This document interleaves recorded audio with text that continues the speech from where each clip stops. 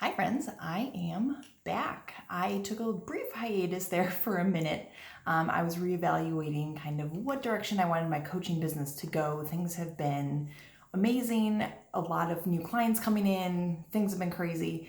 So I did take a little break here, but I am back. I am hoping to do my videos a little more informally just to be able to keep up with them. I think of my YouTube videos as kind of like my commercial for the podcast and for the blog, where I share all the details about everything that I, content-wise, for that week. So think of these as like almost like little teaser clips. So my challenge for myself this year in 2023 is to let go of that perfectionist tendency and just make these happen. So you will notice there's not going to be as much editing. You will probably hear my dogs barking when the Amazon guy shows up. I'm just gonna roll with it.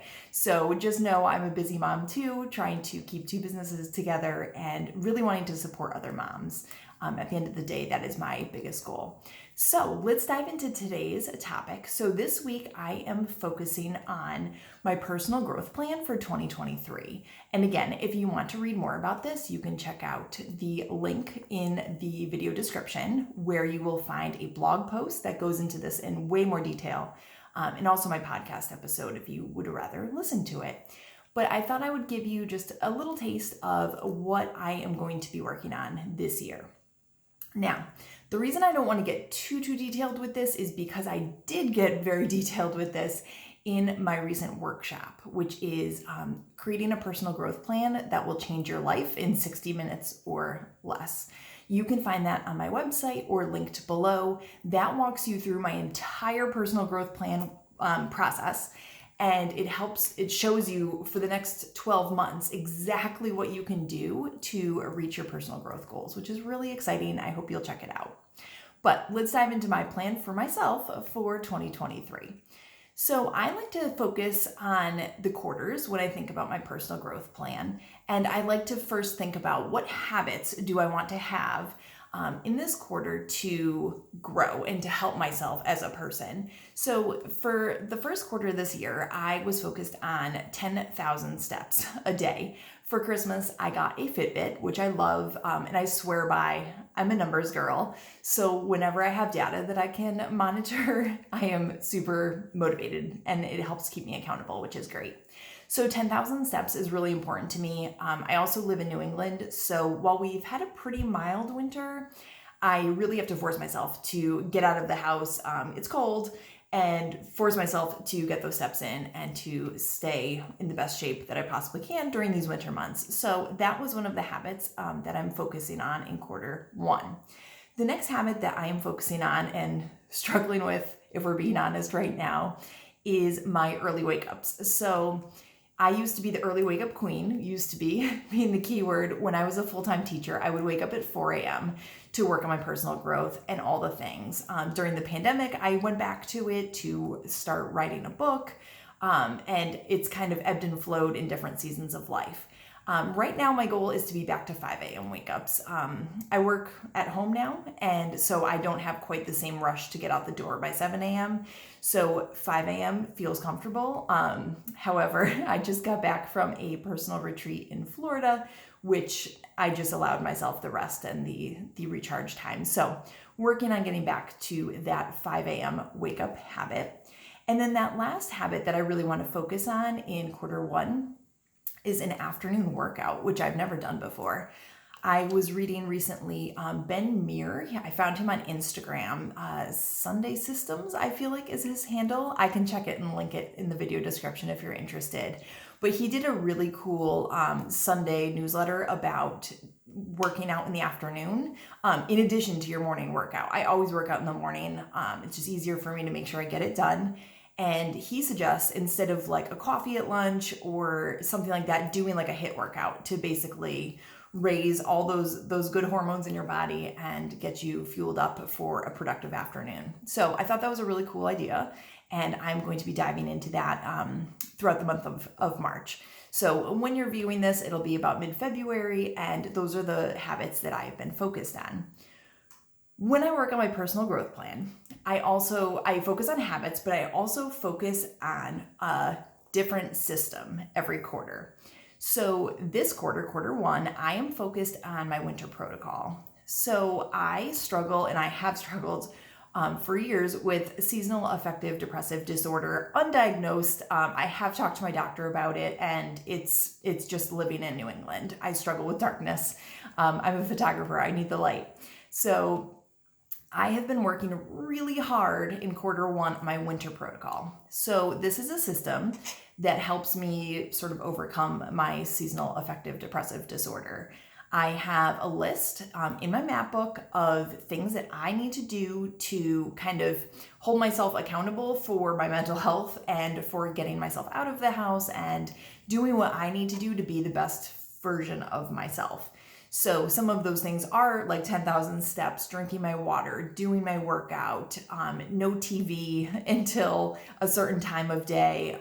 All those kinds of things just sort of keep me active, keep me sort of like mentally stimulated so that I don't fall into that sort of, rut of the winter blues, if you will.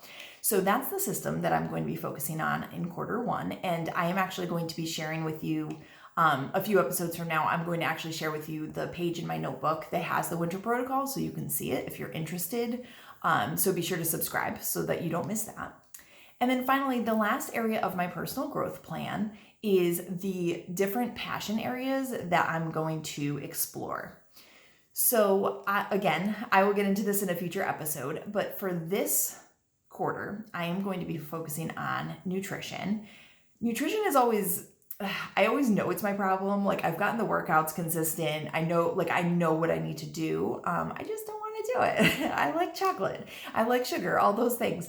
So I feel that I want to at least have the information, and I want to explore the idea of nutrients more, nutrition more, understanding what my optimized diet looks like so that I know when I deviate from it, it's more of a choice than just like I didn't realize that I was doing that, if that makes sense.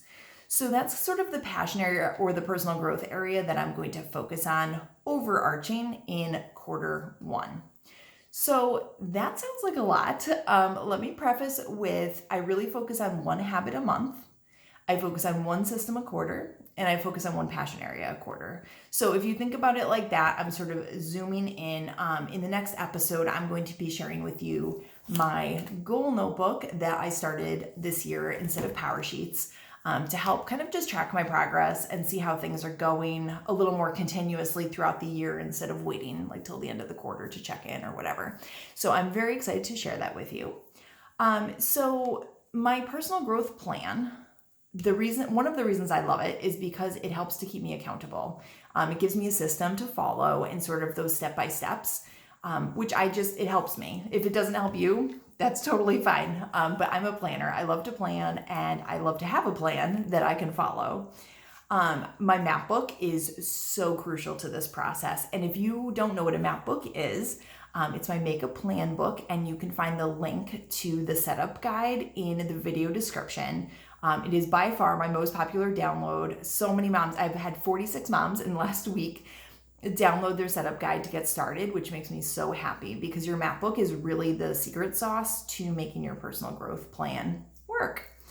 I also set reminders on my calendar and on my phone, like alarms, to go off at certain times of day. My Fitbit is really cool because if I haven't moved in, I think 50 minutes, it gives me like a little, I can never say the word, sedentary warning that I haven't moved in a while and that I need to go get 250 steps, which is really motivating for me. It's a nice reminder. So having those things set really help with my personal growth plan. And then finally, just having sort of the system helps me know what research I need to do. And that research also really helps me kind of stick to what I need to be working on and not get distracted. As I've been working with individual coaching clients and on their personal growth plans this year, I've noticed a lot of people are there's so much information now on the internet, and the personal growth plan like helps you to focus, and you can do the research, but you're doing deeper research than if you're kind of getting distracted by all the shiny objects in the personal growth sphere. So that was just a little sneak peek at my 2023 personal growth plan. I hope that was helpful for you. Again, if you are more visual and you want to see this, what it actually looks like, feel free to hop on over to my website where you will find the podcast, where you can see the blog post on this episode, and that will give you a little more of a sneak peek. But until then, keep growing, Mama. Don't forget, little eyes are watching. Have a great day.